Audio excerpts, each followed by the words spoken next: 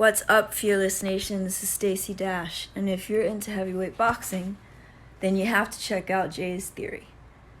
He covers everything inside the ring and outside the ring, completely unbiased. So subscribe today. Peace. What's up, Fearless Nation? Just want to talk about the fight some more. Jake Paul, Tyron Woodley. There's just so much that I was hoping that Tyron would do. There was just so many opportunities he had. Even when he knocked Jake Paul nearly through the ropes, I was like, come back, and he kind of tried, but he just wasn't aggressive enough. Like I said, he was respecting the guy way too much. He was showing him respect like he was in the ring with Evander Holyfield or something. I mean, the guy's a YouTuber. He can fight, but he's still a YouTuber. You had the experience, man. He wasn't showing you that much respect, Jake Paul, and he was the guy coming with hardly any fights. He was just, punching at will. He was tired, but he was still punching more than you. So you got nothing to be ashamed about, though, to Tyron Woodley. Jake Paul got nothing to be ashamed about. But it's just so much more that Tyron could do. And I know when he goes back and watches the tapes, and he'll probably talk about it in the after press conference, there's just so much more that Tyron could have done. I don't know if he's going to continue boxing. I don't know if he's going to get a new trainer or, I don't know what Jake Paul's going to do. Maybe Jake Paul will get a new trainer. I don't know. He's got Jalen Love, and I forget the other guy's name, but the other guy seems like a quality trainer, by the way. It's just frustrating when you see openings that a fighter doesn't take advantage of. And look at Love versus Baranchik in the undercard. This guy was creating openings. I mean, because the guy who was fighting had his hands up the whole time. He's like, so what? Pow, right down the middle.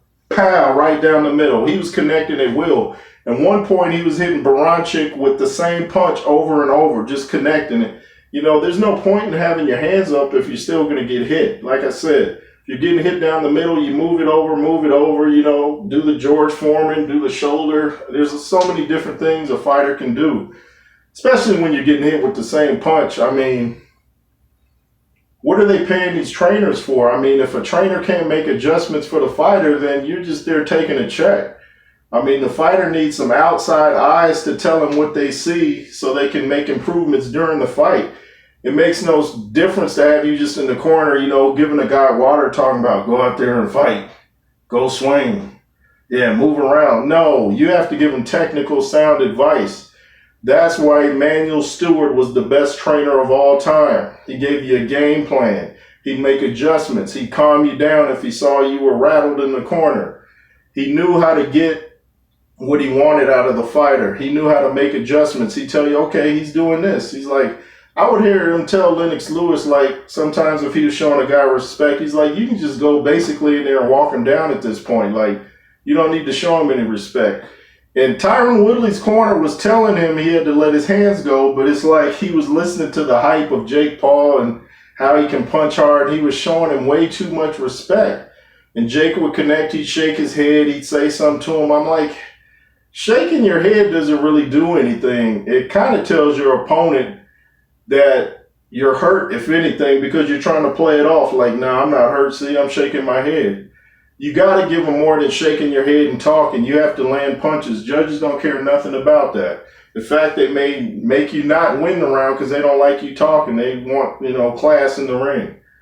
Anyway, what do you think should be next for Tyron Woodley? What do you think should be next for Jake Paul? I think Tyron Woodley should keep fighting, and I hope they get a rematch. I really do. Jake Paul definitely ain't ready for Tommy Fury. I don't care what anybody says. Jake Paul needs to fight Tyron Woodley again before he takes the next step. And Tyron Woodley needs to face Jake Paul before he decides if he even wants to keep fighting. I think he's got a future in boxing. Got to improve his stance. Got to get used to holding his hands up for, however many rounds. He's got strong legs, got a nice build, and I enjoyed the fight, but like I said, there was so much more that Woodley could have done. Let me know what you guys think. Subscribe, like, comment, share. and be fearless. Yay, yay.